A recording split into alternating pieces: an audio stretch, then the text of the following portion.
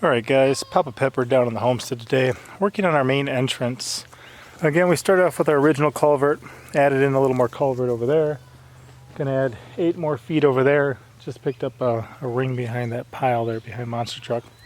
Have a nice wide entrance in. And then I wanted enough space as you come inside here to be able to turn around with a trailer and not need to worry about it. Yet I wanted kind of an upper pasture and then a lower pasture. And a gate here, a gate on this side, and then on the driveway we're going to put a gate across there too. Just got a mobile home and some stuff we're going to drive through here first. So I wanted just to secure perimeter. We're still working on the rock barrier there. All the way around the building I want a perimeter of cattle panel. I may run some barbed wire at the top too.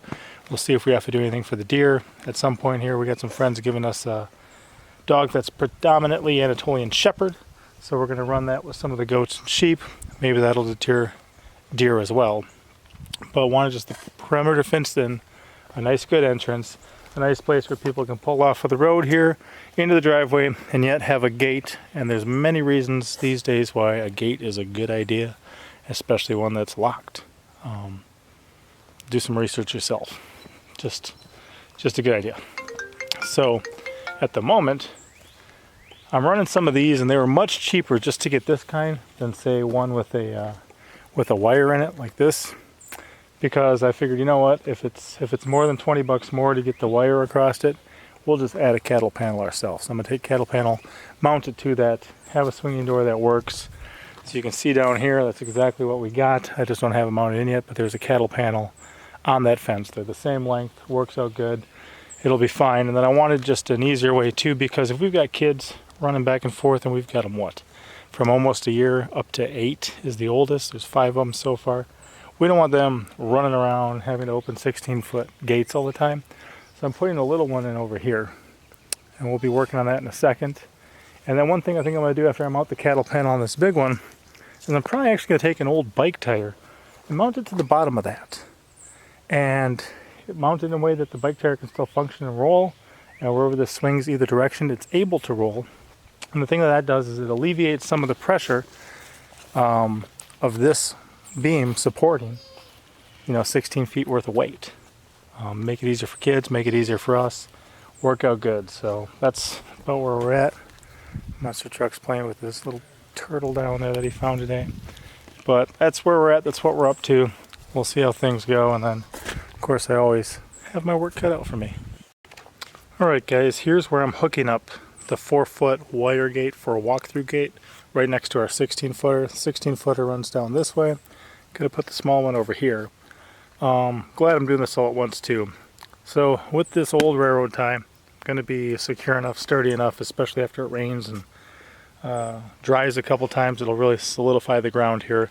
So you can see a lot of rock and clay down there. That's gonna work out well.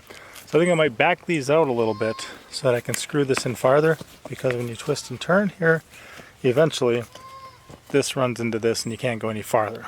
Now I want to adjust these in a way that makes sure this door functions right and swings good, and have something that the little children can of course walk through as well. So that's the process I'm in right now. Putting in the bottom one, mounting the gate, and like I said before, we got our work cut out for us, but hopefully these are the things you only really got to do once in a life, or maybe now and then way down the road. So I don't mind working hard. If you don't work hard, you're going to have a hard life, right? Alright. Alright guys, I still got to back these back out, but I got these in the way I want them, and you can see that it comes across. It's going to be a functioning gate there. Eventually I'll wrap that in stone too and make a pillar out of it. And I'll probably take another chain with a clip and just secure it to the bottom. But right now we've got quite a gap underneath there. That's a gap big enough that a little lamb could get out, or a wild dog, a coyote, something like that could get in. So thankfully I've got a big pile of dirt over there, and that'll be next on this project, is just carrying over a lot of dirt, filling that in, and eventually planting some sort of grass seed or something to hold it together, and just creating an entryway there that's more secure. Little things like that, animals aren't going to get out. Once that's solidified, and especially once we have the chain at the bottom, they're not going to get out there. But part of the reason that I'm running that big perimeter line along the bottom, there's just a rock row along the bottom, both sides, inside and out, is just to prevent things like wild dogs, coyotes, other things from digging under and coming into the property. So I'm going to do the same thing here and get working with that guy there.